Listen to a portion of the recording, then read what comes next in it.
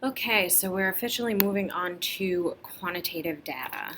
Okay, so now we're going to pretty much be talking about the same thing, but now we're talking about displaying and summarizing quantitative as opposed to categorical. Probably going to be using this way more in this course than categorical.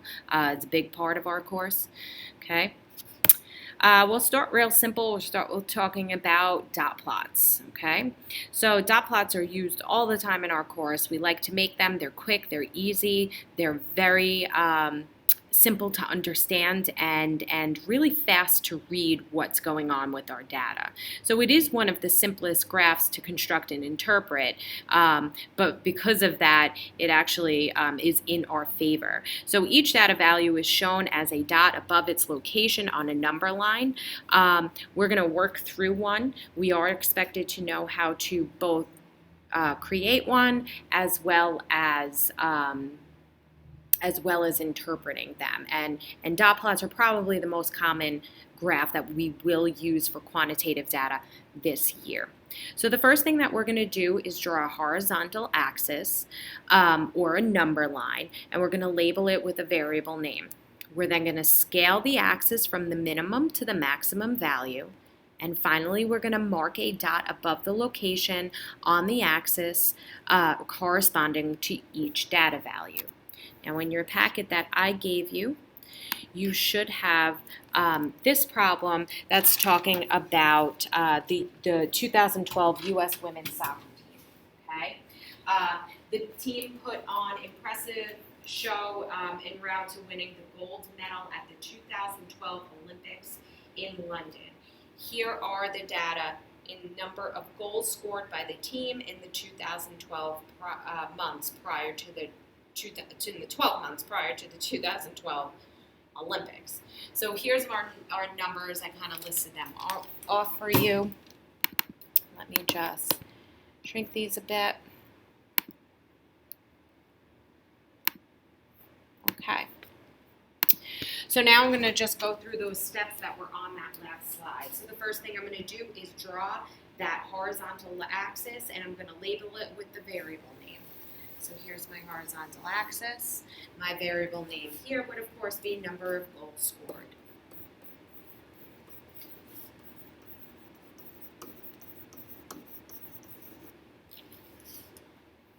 Okay.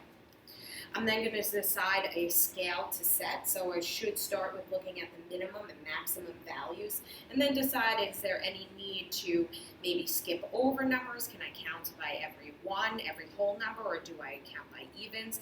This would be a case that you're not talking about a ton of numbers here.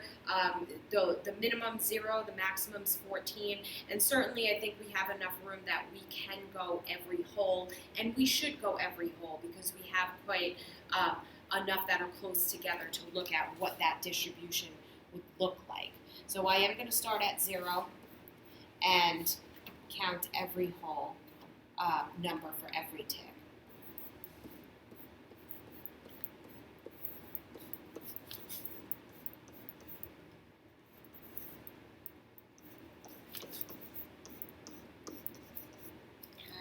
And now I'm going to start to mark a dot above the location on the horizontal axis corresponding to each data value. I would recommend maybe like crossing off as you go, as to not to repeat or count more than once. You should also, if you're doing this on a grid, it's usually easier, but if not, you should try to make sure that your dots are always lined up. So here we go.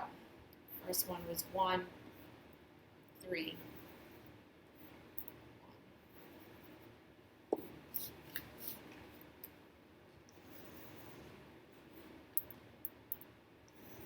Feel free to work this on your own. Feel free to fast forward through me doing the work once you catch on.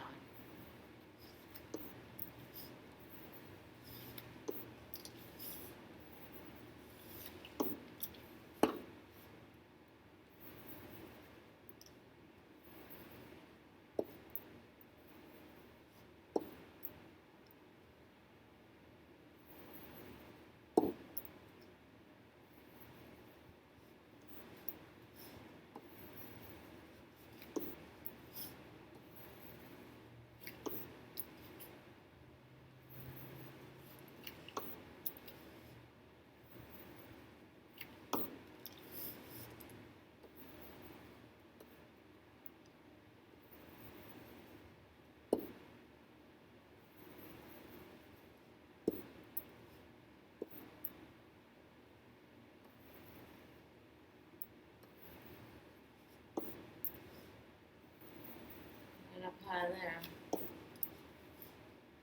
Okay. And that right there is our dot plot. Not much more to it. The next thing that we want to do is start to talk about how we would describe the distribution of our dot plots or any quantitative variable. Okay, making a graph is not an end. The purpose of a graph is to help us understand the data. So after you make it, you're always going to want to ask yourself, what is it that you're looking at? What do you see? What do you notice? Okay, describe the distribution, examine, analyze the data. So here's a general strategy on how to examine the distribution of a quantitative variable. Okay.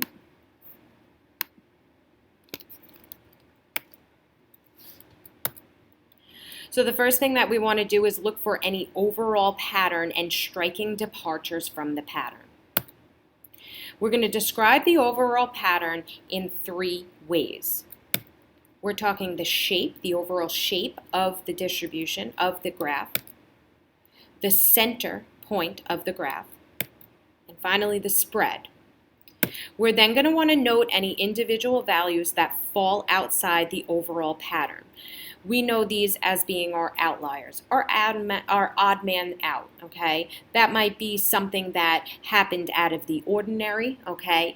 And indeed, we'd want to note them.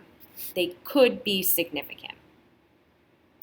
So in terms of our dot plot that we have of the number of goals scored by the U.S. women's soccer team, there's some things that we will get way more specific in starting with the next video after this one. But just in general, there's some things that we already know that we can say. We definitely have a single peak at 4 here. Okay, so peak at 4. This is, I'm speaking about the overall shape of this. We kind of have this single main cluster here, okay, from 0 to 5 goals. And then we have a kind of a big gap that goes on to get to from 5 all the way to 13 to 14. The main cluster has a long tail to the left, okay, not so much anything on the right. I mean, a long tail, yeah, to the left, okay. So if we wanted to kind of, in general, think of what the shape may tell us, the U.S. Women's soccer team would probably have scored between 0 and 5 goals in most games. The 4 would be probably the most common. We would refer to this as our mode, okay? And 13 and 14, those were rare occasions. That could have meant the other team was just not anywhere near competitive as they were, or maybe a star player on another team was out with an injury. In any case, those are kind of odd. The main cluster over here is probably telling us more about the team than these. So that's it for what I have to show you, what I would like you guys to do next. Okay, so let's just kind of finish up this video with a problem. So we're taking a look at the EPA's estimates of highway gas mileage for a sample of 24 2012 midsize cars. I didn't actually, I don't think I actually gave you guys the list of the numbers, but just the dot plot. So now you could kind of take a look at where those numbers came from. So we're just going to quickly describe the shape, center, and spread and identify any possible outliers that we may have. And right now we don't know too much. In the next video we'll start to get more specific about our descriptions. So for right now, if I wanted to describe my shape, I would say that this one would definitely be multimodal. What I mean by that is you have peaks at a few different areas. So you definitely have a peak at 25, 28, 29, and 33. Okay, you kind of have that main cluster in around anywhere from 22 to 33 is kind of the main cluster of your distribution. Okay, and then you have a few large gaps from 22 to 18, and then again from 18 to 14. So now let's talk a little bit about the center. So the midpoint of the 24 values in the graph is going to be 28. So what that might mean to us, it would be like a typical model year 2012 midsize car would get about 28 miles per gallon on the highway. As far as our spread is concerned, again, that's like our range. So it goes from anywhere from 14 miles per gallon up to 33 miles per gallon. And finally, our outliers. So we see a little bit of where that large gap was. So I would definitely say that we may want to flag 14 and 18 as possible outliers. That's it for the first video. We'll talk more about specifics of our shape, center, and spread in our next video.